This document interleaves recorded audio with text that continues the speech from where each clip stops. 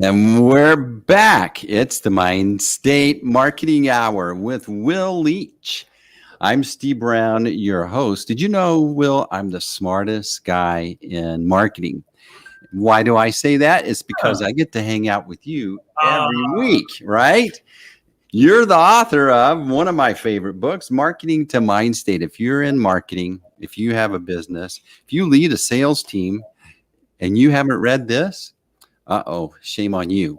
This is an awesome book. Go right now to Amazon and get it so you can catch up and be almost as smart as me. But I'm way ahead of you because I hang out with Will 1 hour every week on the Mindstate Marketing Hour. And this week's topic, was really looking forward to this, tweaking your brand positioning to fit your customers' subconscious desires. Now, before we get started, Marketing to Mindstates is a framework. It's a blueprint that offers you a framework to identify emotions to connect with your clients. Did you know most marketing and why it doesn't really resonate? It's because it's a one-size-fits-all. And if you'd read Will's book, you'd know that people are in different states of mind when they're evaluating your solution, and you would tweak your marketing message to connect with them, to make them feel like you understand them, and therefore build trust fast. Will, welcome. You're back from vacay. I'm back from the Smoky Mountains. I'm in Dallas, and it's already hit 99 or 100 degrees here. But it's that time of year. I'm okay with it. It's fine. But yeah, it's good to be back. It's good to be back in my house. Gandalf above, where he is. Gandalf over there. Louis may make an appearance today. Who knows if he'll hear you? But it's good to be back. All right. So today we've been walking through this, and we've been talking about the theme that if anything has convinced your customer that they need to really tweak, move, improve, whatever, it's been this past year. They've gotten what I call the big slap in the face, and they're looking. So you need to be considering of what you're going to do to support them as they feel around to improve their situation. And so today's the Mindstate Marketing Blueprint. No, I don't have the title up there, Will. I'm sitting here acting like that. Here we go. Tweaking your brand position to fit your customer's subconscious desires. Tell us about it, Will. I'm shutting up. That's right. So, it based upon last week's finale of our series on how to do a brand refresh. And is it time to do a brand refresh? One of the most important things that came out of this conversation was when I talked about repositioning your brand. And I think you picked up on that, this idea of whoa, I don't want to rechange my brand. I've spent years and decades building a brand. And so I think there's a little bit of misconception on what a reposition is and what positioning is. And I have a very specific way to position your brand or to tweak your brand in such a way to activate on your customer's non-conscious. So it's a tweak. And so today I want to focus on just that portion of that entire 2-week series to focus on what is a brand reposition and how do you do it. Okay, good. Because I didn't really want to go get my logo redone. I didn't want to change my colors or the company name. Yep. Nor should you. It's kind of I had this idea. It's if you think about it, brand positioning, at the end of the day, is simply where you fit in customers' minds. So that's the first thing. So people think about, the logo and things like that. Your logo has one small element of your entire positioning. And so let's just first off, what is positioning? So Philip Kotler, the guy that all these MBA students from across the world have been focused on for so many years, he defined positioning as where you fit basically in customers' minds. And really what he said was designing an offering and an image to occupy a distinct place in your customer's mind. Now, if you read Marketing to Mindstates, my contention is that your marketing or your brand positioning is not just the communications that you send out to people. No. It's much more complex than that. Unfortunately, we live in a world where people can talk to your customer service reps. They can hear about you on social media. They can have conversations about you.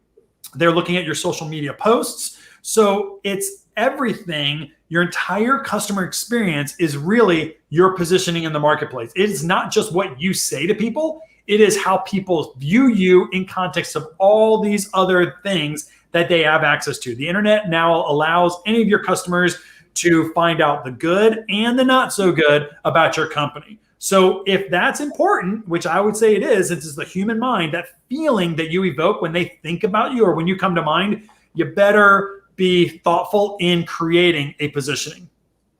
So you're talking about, like, in your relationship, you must evolve alongside your customers. I had a conversation this past week with one of my clients, and we were talking about how he's been married, I don't remember how many years, a long time. And he said it's been hard. And it's because we started off and we were this type of people when we started off, but we've changed as we've gone on and we've had to adjust. And what you're saying makes sense in your relationship with your customer. That's right. You don't want to be 20 years in your marriage with your customer to realize that you guys have drifted so far apart that your customer no longer sees you as being integral in their lives. So just like any relationship that you care about, you're going to want to grow in the same direction. So how do you do that, right? Well, you would do that by getting to understand your customers and knowing them at a deep level to make sure you tweak your company so that it better relates to them as they're growing, as they're evolving. And you even said it, like, we have had a slap in the face.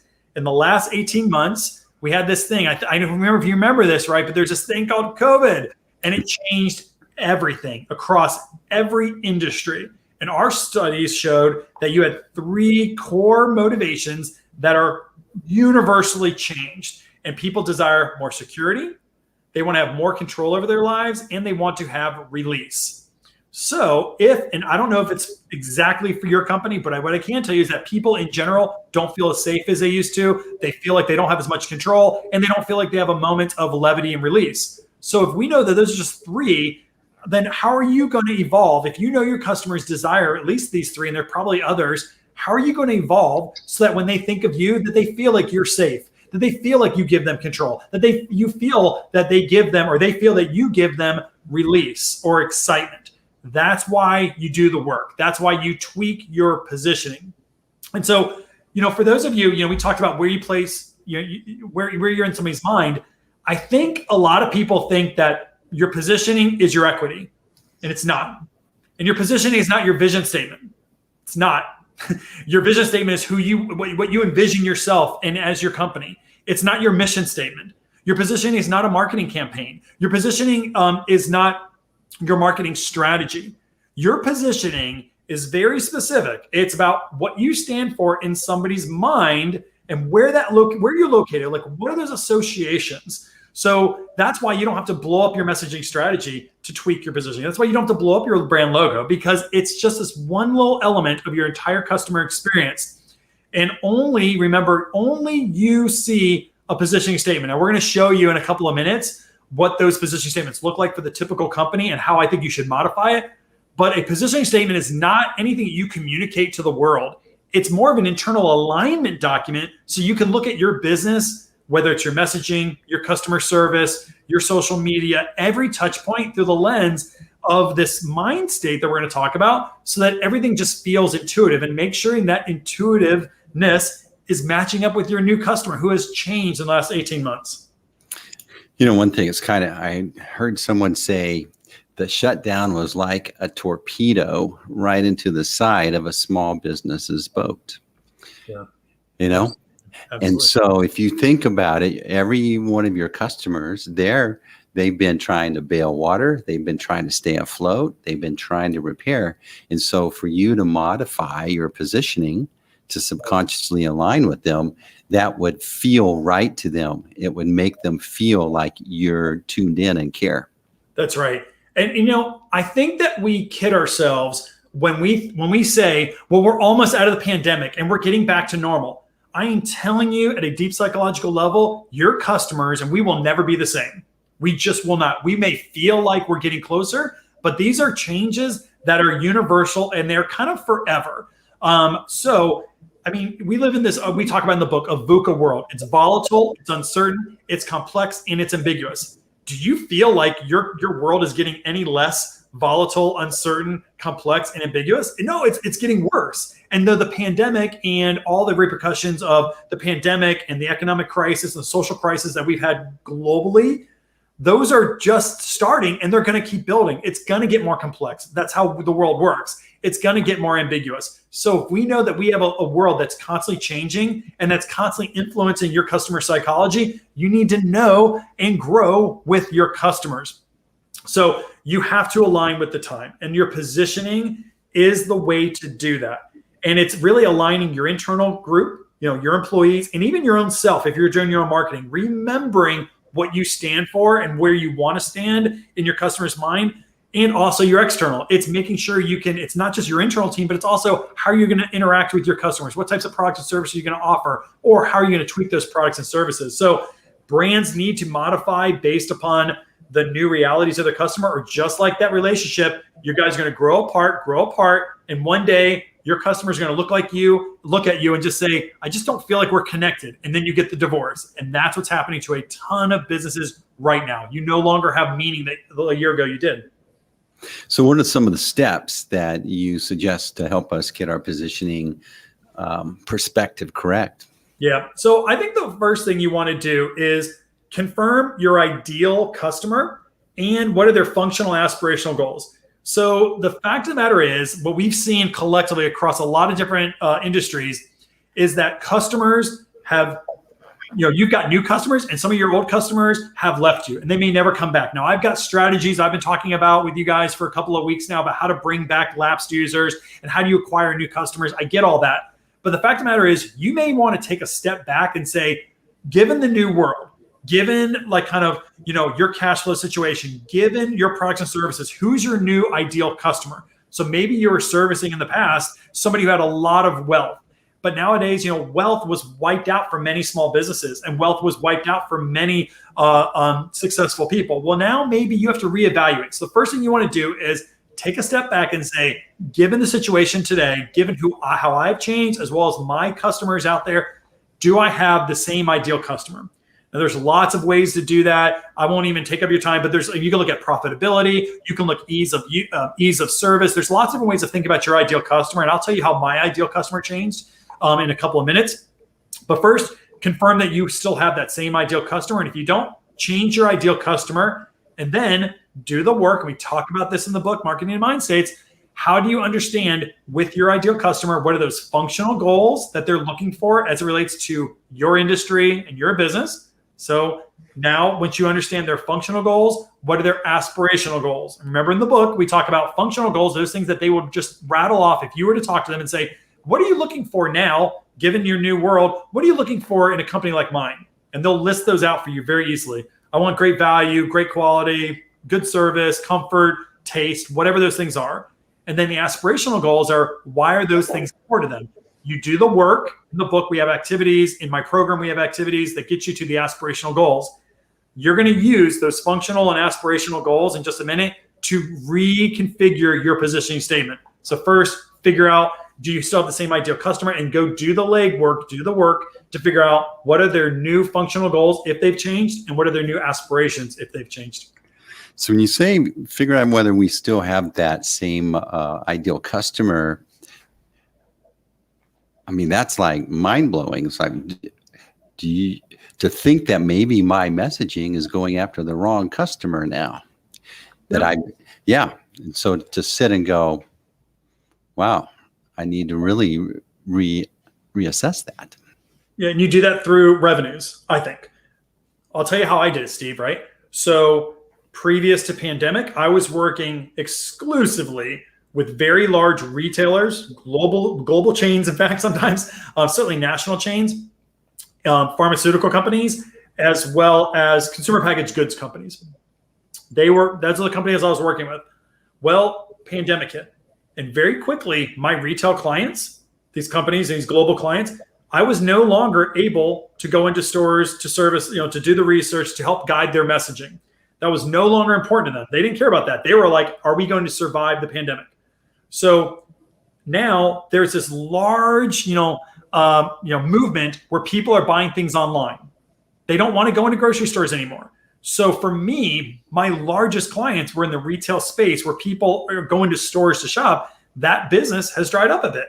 So if that's the case, what is it going to serve me any better to go back to those companies and say, boy, I can help you when they're pivoting. Now, Certainly they're going to have retail stores, but they're using a lot of their money right now to say, how do we bring people online? What is the experience online? So if I keep going to them saying, I can help you with the retail, I can help you understand how when people come into your store, what drives them to purchase, that's not as important to them. So my ideal customer, these large retailers, had to change. Pharmaceutical, same thing. Pharmaceutical, I was working in diabetes and cancer.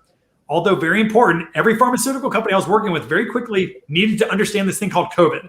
And they were looking at vaccines for COVID. So all my expertise are on helping them understand cancers and diabetes and some other things like this, chronic conditions. That wasn't nearly as important because they had a new movement they had to go adjust to. So me going and speaking to them about all the stuff that I knew didn't help me anymore. So I had to repivot and think about who my ideal customer is. And my ideal customer now is a very different, it's not these large global kind of massive companies. It's everyday business owners who now are stuck. Their sales are stuck.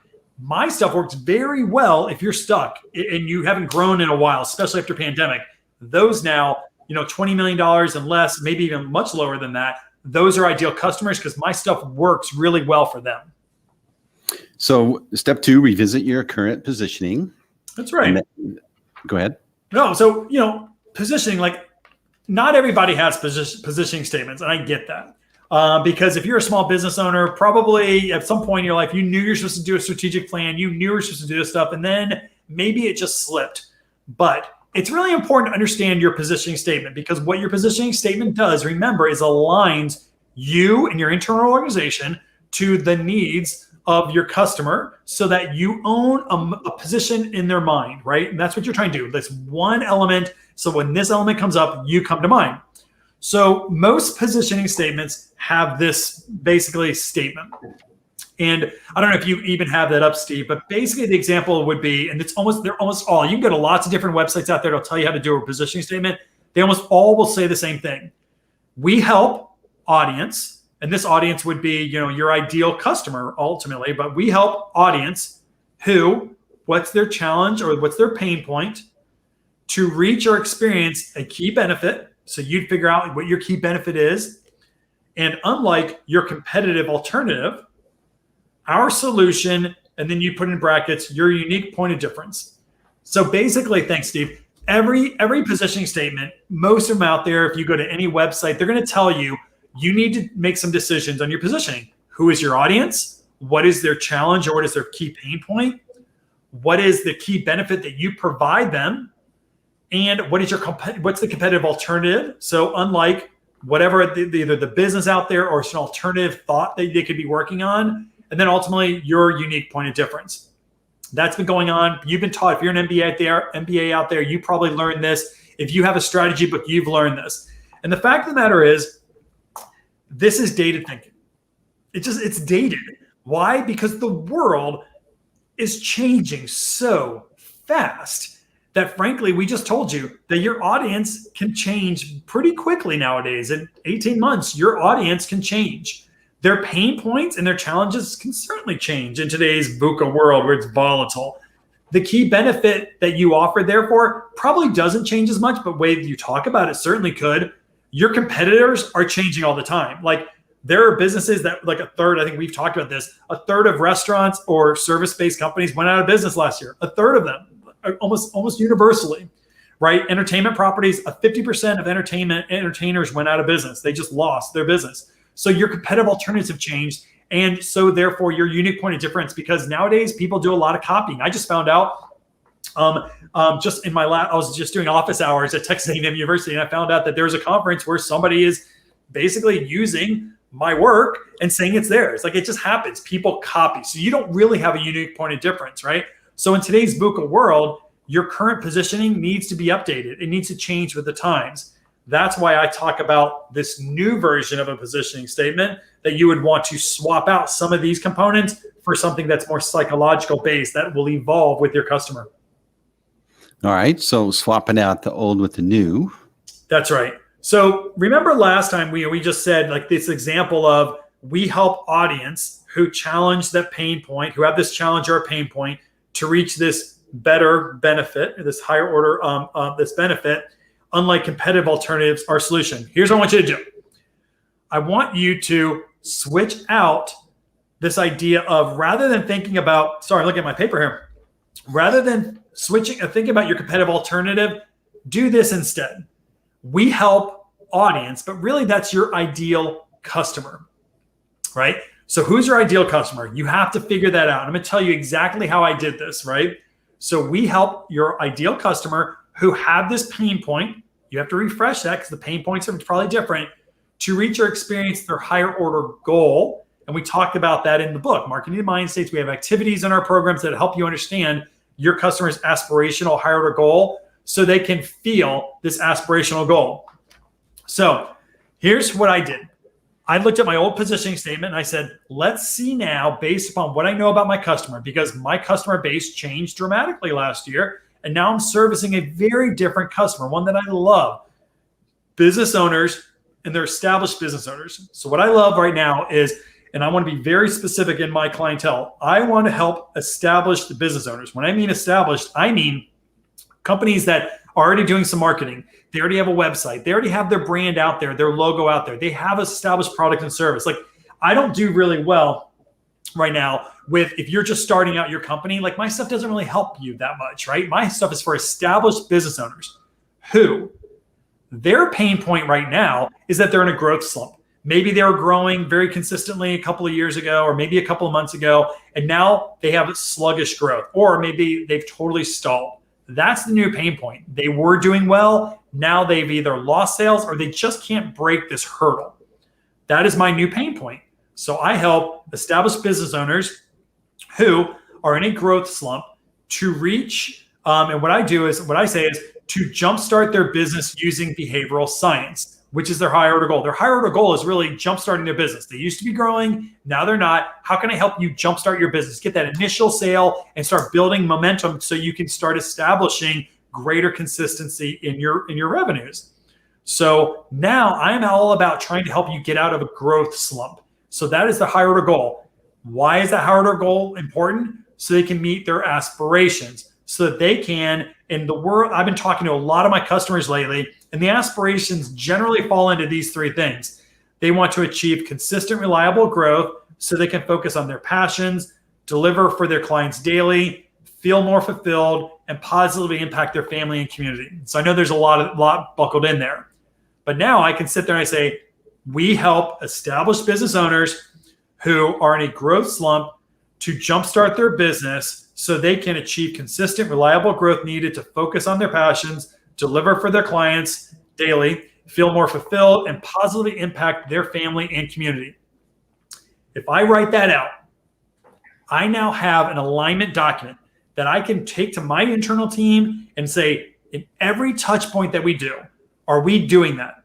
Are we messaging to the wrong people? Are we targeting on Facebook ads people that are not established in their business? Are we talking about a pain point that's no longer existent? Like, these people want to jumpstart, or I'm sorry, they have sluggish or they're in a growth slump. Are we talking to that pain? Because that's a significant pain right now. I can now look at all my internal processes, pivot my messaging to make sure that I am meeting that new positioning, that new feel of who we are. And I don't have to change my brand logo. I don't have to change my website dramatically. I don't want to change my colors or anything else. I just want to tweak to where now they think of me, as the more I message to this in every touch point, they think of me as helping them to jumpstart their growth ultimately so they can recharge their business and give back to their community. Then I have a more centralized way to sit with my team and review this to make sure that we're not falling into that default mindset of the customer we used to serve. Yeah, it's hard, right, Steve? Habits. You may have been serving that customer for a long time, and I've even, if you look at some of my messaging, even in the middle of last year, if you were really to look at my messaging through the lens of psychology, you would know, you could see me struggle because I did really well with those customers for a long time, and then I was shifting. And so even people who study this stuff, it's hard. So that alignment document is really important. It's just a sentence, right? But what we do in my program is we teach you how to audit your products and services, how to audit your website, how to audit your social media through that lens. And what will happen is it's nothing sophisticated as much as just making sure that you're speaking to those different boxes that we just showed, but just being aware of that. And what you'll find is that you'll have some tendencies, and those tendencies will come up again and again. And if you realize those tendencies, like maybe you're speaking to your old audience, or you're talking about, I can give you exponential growth, and people are like, yeah, but I don't have exponential growth. Like, I just need you to get out of this growth slump. And you go, oh gosh, that's right. I'm not trying to get somebody from $10 million to $20 million. I'm trying to get somebody from $100,000 to $250,000 in revenues a month or whatever. That's why you do these audits. And that's why repositioning will help you internally, and it'll help you make better decisions. So if you're starting to look at a partnership in some way, you're going to look at that partnership or maybe some new service through the lens of this, saying, am I really connecting with what my customer, my new ideal customer, who they are? And the equivalent, right? I love this analogy of a marriage. Yeah, you can go take on a new hobby, but is that hobby aligned with your wife or your partner? And if it doesn't really align, yeah, you could have spent time doing that, but you just now got farther away from that significant other. And over time, one day you both look up and say, gosh, I don't really even understand you anymore. That's the issue. So don't make decisions based on what is interesting to you. You make a decision based upon your new realigned positioning. I've noticed that I'm actually having like more frequent one-on-one meetings with my existing customers, when typically they would spend all of their time with my team. But I realized that they need more check-in, they need more direction, they need more input from me. And it wasn't like one day I decided to do it. I just realized it was happening. Yeah. And it's an outcome of reevaluating what they need and repositioning. Well, and I may even build on that. I think that as entrepreneurs and as business owners, we want to empower our teams so that they can be, they can work with our clients and to succeed, and helping you build your business so you can be more strategic. The problem, hey, Michael, the problem is that your customers may want to see that face that they know is kind of it's almost the wizard behind the curtain. Mm-hmm. And I personally felt that, right? Of course I felt that. I'm like, yeah, I trust this team, but the guru, the person who set this thing up, I just want to know that we're connected. Like, how are you evolving your business? And so it's so funny because you think to yourself, well, my job is to empower my employees, but maybe for a short temporary time, 6 months, you need to step back into the business to reassure your customer that you're still a part of it. Because remember, we're fearful. Right now, there's a lot of fear. I'm like, well, where's Steve? Steve's the guy I used to know when he set up this whole relationship. That's why you do this. You realign, you change. And then if you get your team to where you can provide that comfort, that security or control or whatever it is that your customers are looking for, then you can back out again. So it's like being a little more deliberate, taking a little more time with your spouse. It's kind of like, wow, I remember why I really dug her, right? Reconnect. I love that. Yeah, I've gotten energy. I've gotten benefit from it that I didn't expect. So, yep. All right. Well, guess what time it is? What time is it, Steve? It's time for Steve to ask his stupid questions. No, these are great questions. What they are. Okay, so these have been submitted. All right. Ready, Will? Now you talk about triggers, but you tell us, what are triggers? Yes, these are triggers. Is funny. So triggers are used throughout marketing, and there's a lot of different psychological definitions that people use, but they're all false, I think. So first off, what is a trigger? A trigger is nothing more than what we call in psychology a cognitive heuristic. And these cognitive heuristics help you make decisions easier and faster. That's all they are. So remember, if you're making a decision, you can go through kind of this thinking of, consideration and doing cost benefit analyses of every single decision you make, and you'll go crazy. Or you use these triggers. And a trigger is something that you've learned. It's a cognitive heuristic you've learned over time that helps you make a decision fast. And there are common triggers or cognitive heuristics that help you make decisions. A common one that we see in the United States is scarcity effect, where we place greater value on things that we believe are scarce in nature. So rather than me kind of doing cost benefit analyses on should I take a decision or not, people will do this all the time. It's all subconscious. Say, wait, there's a limited time offer. Therefore, I'll just take that. Because the thinking behind it is if it's limited, it must be valuable because it's scarce. These triggers are really, really important in marketing. So all these triggers is understanding which of these psychological cognitive heuristics most influence decision-making in your category. In my book, we talk about 21. There's other books that talk about fewer or more, but it's really important to know what triggers your customers use to make decisions easier. Why? Because the easiest decision is the decision that is most often made. The way I would have answered that, Will, was it's usually stupid things that I say that really makes you angry. You triggered something off. Okay, how to use these triggers in marketing. That's right. So I believe there is a very specific way to use these cognitive heuristics or a trigger. So what you'll find in the literature and books, people just say, well, you got to incorporate them. You just got to drop them into your marketing. You put scarcity effect or social proof. 3,000 people have chosen my program. That's not really the most important way to think, or you can do that, but it's not the most effective way. The way you do and use a trigger is you first have to think about your marketing through the lens of when. I know it sounds funny, but when is it most appropriate to create a very quick bridge between wanting something and doing something? So if you do a trigger at the headline of an email, let's say you're going to run an email campaign. If you use a trigger in your headline, marketing to mind states, hurry, act now, fast. Fast about what? Like, you created scarcity, but it means nothing. So sometimes people just place one of these triggers somewhere where it's not appropriate. Remember, all marketing has to kind of follow the same 4 steps. First is you have to be able to meet people's aspirations. Then it has to be motivating to them. You have to lower resistance to the messaging. And then if you've done all these things, you create emotional arousal. And when you have emotional arousal, now's when you want to drop one of these triggers in. And when you drop in scarcity effect, scarcity effect or social proof or decoy effect, one of these 21 cognitive heuristics, now you get somebody who has emotional arousal to take action. So triggers are used in marketing towards the end of marketing, whether that's at the end of your website or it's the end of your email or your end of your social media post, because it allows you to build the emotional arousal needed to take action. Now you triggered that final action. Excellent. All right, here's the last question. How is marketing changing now that we know so much about human behavior? That may have come from Michael today. Okay, so how is marketing changing? Marketing is dramatically changing, guys. It is dramatically different than it was 10 years ago.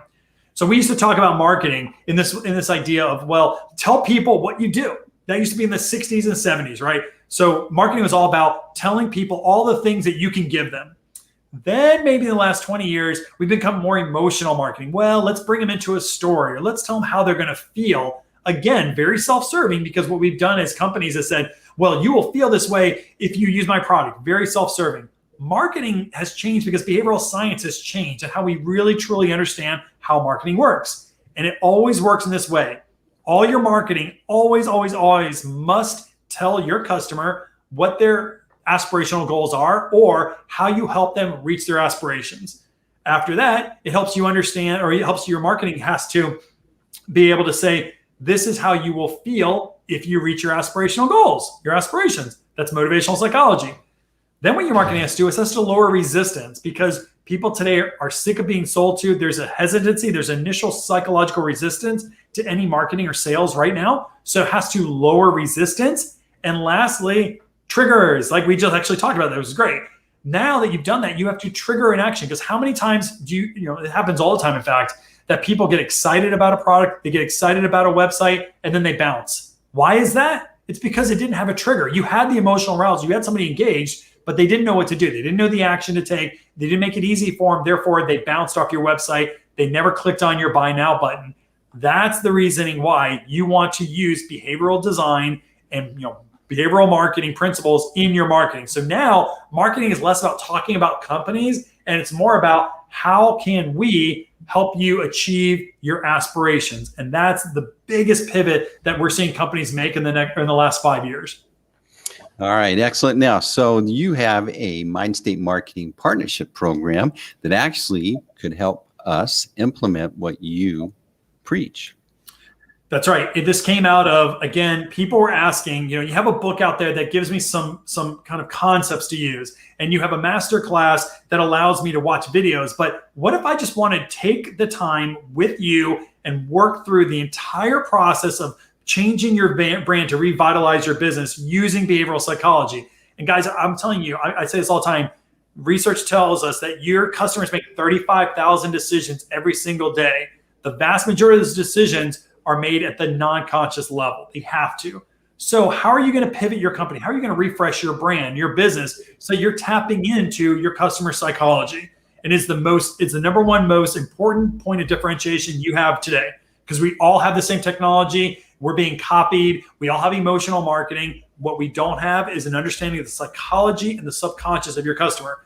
The Mindstate Marketing program that you can learn more about makes this process very, very easy, because we have an 8-week process that we go through each week, where we work with you over the course of readings, activities, videos to watch, as well as one-to-one interactions to help get you from a point where you don't know anything about your customer to where we're redesigning your positioning. We're tweaking your products and services. We're changing your marketing strategy. We're going to modify your marketing communications. We're going to teach you how to do audits. So after 8 weeks, you have a totally redesigned company without doing a lot of work. You're not changing your logo. You're not building new technology. You're not buying into new gurus who are out there trying to sell you these, different services that ultimately really don't impact your bottom line.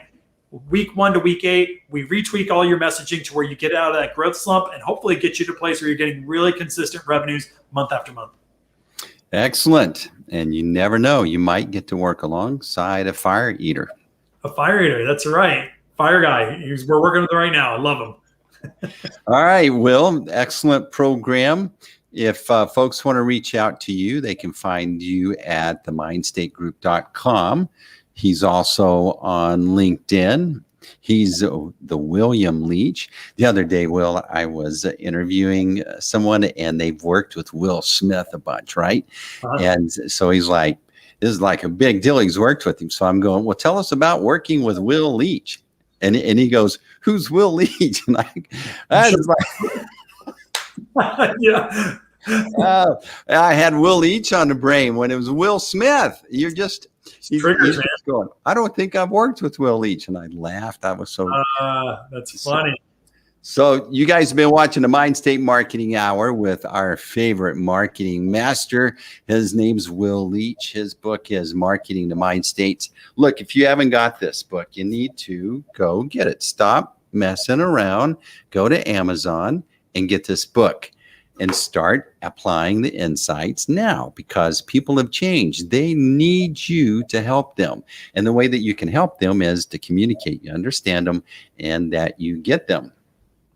So, Will, any last things before we sign off? I will actually invite you, if you're out there, if you want to learn more about this stuff, you should go to Mindstate Marketing Society on Facebook. We have a Facebook group there, Steve, that people can learn. You can watch these videos on there and read some blogs, things like that. So if you go to Facebook, Mindstate Marketing Society, you can join. All right. We'll see you there. So you guys take care. We'll see you next weekend. That's a wrap.